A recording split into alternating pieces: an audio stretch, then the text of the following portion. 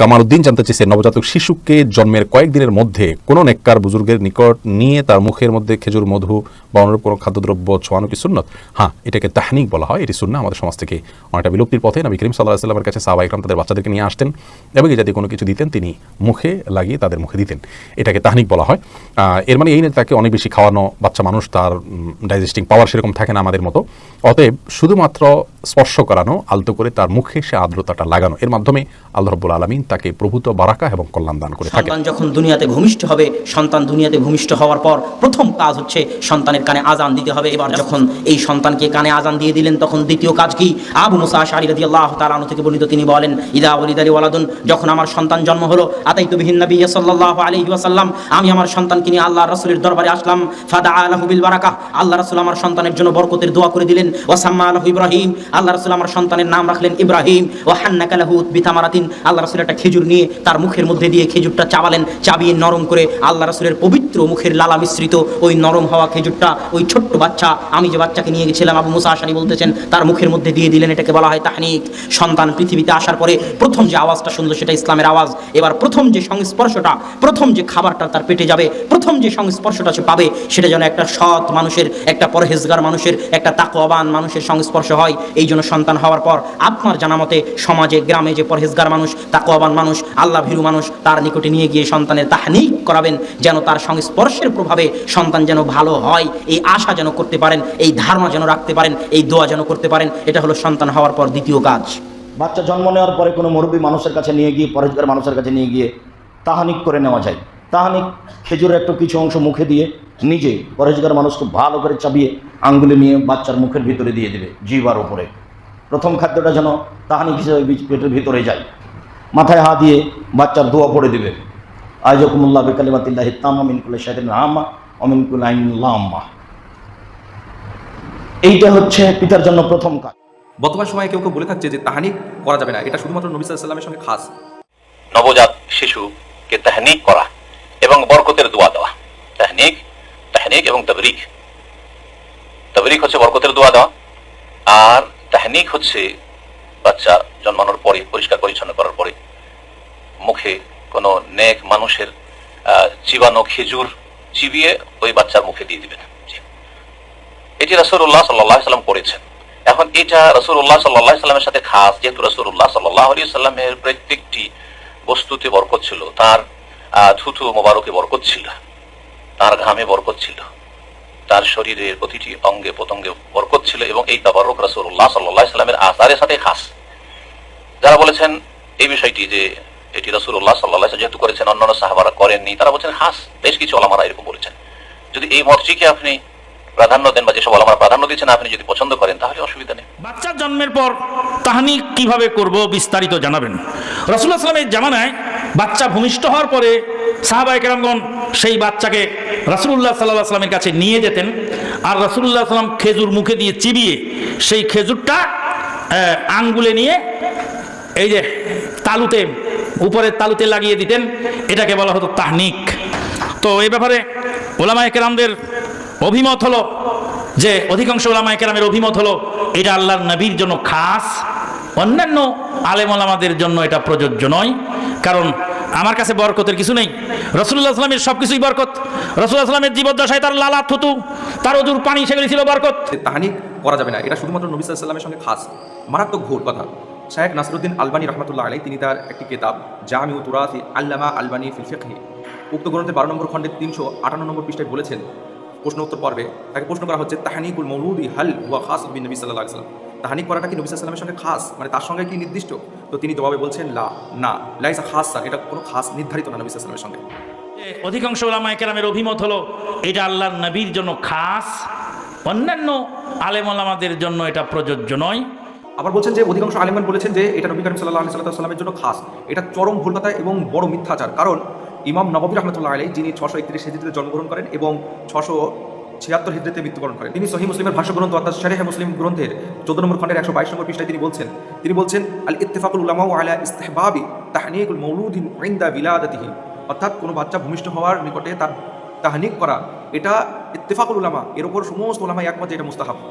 তিনি তার এই কিতাবে অর্থাৎ শারহ মুসলিম গ্রন্থের 14 নম্বর খণ্ডের 123 নম্বর পৃষ্ঠায়, আগে পরের পৃষ্ঠায় তিনি আরও বলছেন, তিনি বলছেন তাহনিকুল মৌলুদ ইনদা বিলাদাতিহি ওয়া হুয়া সুন্নাতুন বিল ইজমাই কামা সাবাকা, অর্থাৎ বাচ্চা ভূমিষ্ঠ হলে তাহনিক করা এটা হচ্ছে সমস্ত আলেমদের মতে এটা ইজমা দ্বারা প্রমাণিত একটি সুন্নাহ কামা সাবাকা, যেমনটি আমি ইতিপূর্বে বর্ণনা করেছি। অধিকাংশ ওলামারা বলেছে যে এটা আম সবার জন্য। সুতরাং কোনো নেক ব্যক্তির চিবানো খেজুর বাচ্চার মুখে দেবেন, খেজুর, আর খেজুর না হলে অন্য। সুতরাং তাহনিক করাটাই হচ্ছে পূর্ববর্তী সালাফদের ইজমা দ্বারা প্রমাণিত, তারা একমত হয়েছেন যে এটি হচ্ছে সুন্নাহ। এটা আল্লাহর নবীর জন্য খাস, অন্যান্য আলেম ওলামাদের জন্য এটা প্রযোজ্য নয়। কারণ আমার কাছে বরকতের কিছু নেই, রাসূলুল্লাহ সাল্লামের সব কিছুই বরকত। রাসূলুল্লাহ সাল্লামের জীবদ্দশায় তার লালা থুতু, তার ওজুর পানি, সেগুলি ছিল বরকত। কিন্তু আল্লামা শেখ আব্দুল মোহসিন আল আব্বাদ হাফেজাহুল্লাহ তাআলা মসজিদে নববীর তিনি দীর্ঘ সময়ের শিক্ষক। বুখারী থেকে শুরু করে একেবারে সুনান ইবনে মাজাহ, কুতুব সিত্তা 6টি হাদিসের কিতাব মসজিদ নববীতে তিনি পড়িয়েছেন এই প্রায় 30-40 বছরের ভিতরে। তো তার মতটি শুনে খুব সুন্দর, আমাকে খুব পছন্দ হয়েছে। হাফেজাহুল্লাহ তাআলা এখন তিনি জীবদ্দশায় আছেন। ওয়াকাদ কানা সাহাবাতু, বলছেন সাহাবায়ে কেরাম রাদিয়াল্লাহু আনহুম ইয়াতুনা বিআউলাদিহিম ইলা রাসূলিল্লাহ, তারা রাসূলুল্লাহ সাল্লাল্লাহু আলাইহি ওয়াসাল্লামের কাছে তাদের বাচ্চাদেরকে নিয়ে আসতো। নবী সাল্লাল্লাহু আলাইহি ছিলেন তখন সাহাবীরা বাচ্চাদেরকে নিয়ে আসতো কিসের জন্য? লিইউহান্নিকা তাহনিক করে দেওয়ার জন্য, খেজুর চিবিয়ে দেওয়ার জন্য। কিন্তু শোনা বলছে লাকিন হাদা খাসুন বিহি আলাইহিস সালাতু ওয়াসসালাম, এটি নবী সাল্লাল্লাহু আলাইহি ওয়াসাল্লামের সাথে খাস, অন্য কারোর জন্য এই মর্যাদা নেই।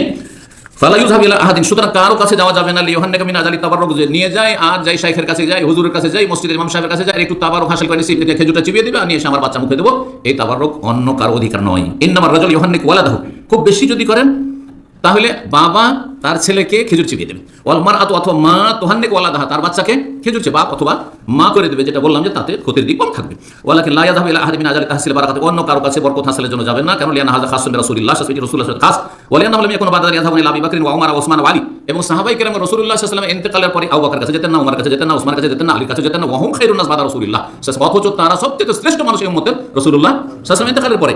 ফাদাল্লাহ সানিউ সাহাবাত রাদিয়াল্লাহু আনহুম, সুতরাং সাহাবায়ে কেরামদের এই আমল স্পষ্ট প্রমাণ করে আল্লাহ আন্না হাযা ইয়াখুসসুহু, যে এটি নবী সাল্লাল্লাহু আলাইহি ওয়াসাল্লামের বিশেষ মর্যাদা, অন্য কেউ এতে শরীক নেই। কারা তাহলে বেশি সম্মান করে রাসূলকে? এখন প্রশ্ন হচ্ছে অন্যের নিকটে বাচ্চাকে তাহনিক করানোর জন্য নিয়ে যাওয়াটা কতটা বৈধতা আছে। তো এই ব্যাপারে সালাফি ঘরানার আলেম আল্লামা আলবানী রাহমাতুল্লাহ আলাইহি তার মন্তব্য আছে। জামিউ তুরাস গ্রন্থের 12 নম্বর খণ্ডে 358 নম্বর পৃষ্ঠায় বলা হয়েছে, প্রশ্ন করা হয়েছে, হাল ইয়াযহাবু তিফল মৌলুদুল লিরাজুল সালিহ ওয়া ইউহান্নিকুহু রিজা বারাকাতুর রিকা, অর্থাৎ বাচ্চা ভূমিষ্ঠ হলে সেই বাচ্চাকে কোনো নেককার ব্যক্তির কাছে নিয়ে যাওয়া এবং তার লালা বা থুতু দিয়ে তাহনিক করাটা এটা কতটা বৈধতা আছে। তিনি উত্তরে বলছেন, ইদা কানা ইনদা হাসানুজ্জান, যখন তোমার ওই ব্যক্তির সম্পর্কে ভালো ধারণা থাকবে যে উনি নেককার, পরেজগার, পাঁচ ওয়াক্ত নামাজি, ফালা মানা, তো তাহলে কোনো অসুবিধা নেই, কোনো সমস্যা নাই তার কাছে নিয়ে যাওয়াটা। এছাড়াও ইমাম নববী রাহমাতুল্লাহ আলাইহি তিনি তার কিতাব শারহে মুসলিমের 14 নম্বর খণ্ডের 122 নম্বর পৃষ্ঠায় তিনি বলছেন, আল ইস্তিহাবুন তাহনিকুল মৌলুদ ইনদা বিলাদাতিহি, যে কোনো বাচ্চা ভূমিষ্ঠ হলে তাকে তাহনিক করাটাই হচ্ছে মুস্তাহাব। ওয়া হামলিহি ইলা সালিহিন, এবং নেককার কোনো ব্যক্তির কাছে বাচ্চাকে নিয়ে যাওয়া, হামলিহি বাচ্চাকে নিয়ে যাওয়া, ইলা সালিহিন কোনো নেককার ব্যক্তির নিকট ইউহান্নিকুহু তাহনিক করানোর জন্য এটাও মুস্তাহাব। তারা আরও একটি দাবি করেন যে নবী করিম সাল্লাল্লাহু আলাইহি ওয়াসাল্লাম শুধুমাত্র তাহনিক করেছেন, অন্য কোনো সাহাবারা তাহনিক করেননি। তো এর প্রতি উত্তরে বলি, আমাদের এই সালাফি ঘরানার একটি মাসিক পত্রিকা যেটি বাংলাদেশ থেকে প্রকাশিত হয়, মাসিক আত-তাহরিক, 2016 জুন মাসে এই পত্রিকায় একটা প্রশ্ন উত্তরের পর্ব এইরকম যে, প্রশ্ন, নবজাতক শিশুকে কোনো ভালো আলেম দ্বারা তাহনিক করানোর বিষয়টি কি সহিহ হাদিস দ্বারা প্রমাণিত? উত্তরে বলা হচ্ছে এটি সহিহ হাদিস দ্বারা প্রমাণিত। আগে গিয়ে বলা হচ্ছে কোনো বিদ্বান এটিকে রাসূল সাল্লাল্লাহু আলাইহি ওয়াসাল্লামের জন্য খাস করেছেন, তবে সাহাবায়ে কেরাম কর্তৃক তাহনিক করানোর বিষয়টি সহিহ হাদিস দ্বারা প্রমাণিত। বলা হচ্ছে কেউ বলেছেন রাসূল সাল্লাল্লাহু আলাইহি ওয়াসাল্লামের জন্য খাস, কিন্তু সহিহ হাদিস দ্বারা প্রমাণিত যে সাহাবারাও তাহনিক করতেন।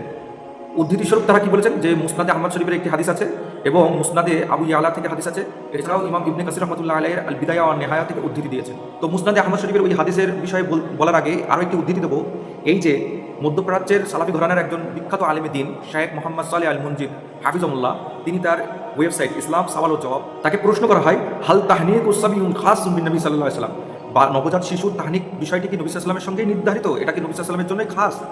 উত্তরে তিনি দীর্ঘ আলোচনা করেছেন, যেখানে তিনি এক পর্যায়ে বলছেন, মুসনাদে আহমদ শরীফের 11,617 নম্বরে একটি হাদিস বর্ণিত আছে, যেটি সহিহ বুখারীর 5,470 নম্বর হাদিস এবং সহিহ মুসলিমের 2,144 নম্বর হাদিস, যেখানে দেখা যাচ্ছে হযরতে আনাস রাদিয়াল্লাহু তাআলা আনহু বর্ণনা করছেন, হযরতে আবু তালহা রাদিয়াল্লাহু তাআলা আনহুর স্ত্রী ছিলেন উম্মে সুলাইম, তাদের একটা শিশু সন্তান জন্ম নেয়।